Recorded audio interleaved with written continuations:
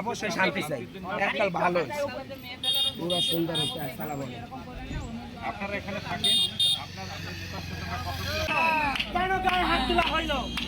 আমার হিন্দুরা এখানে বেড়াতে আসছে কেন?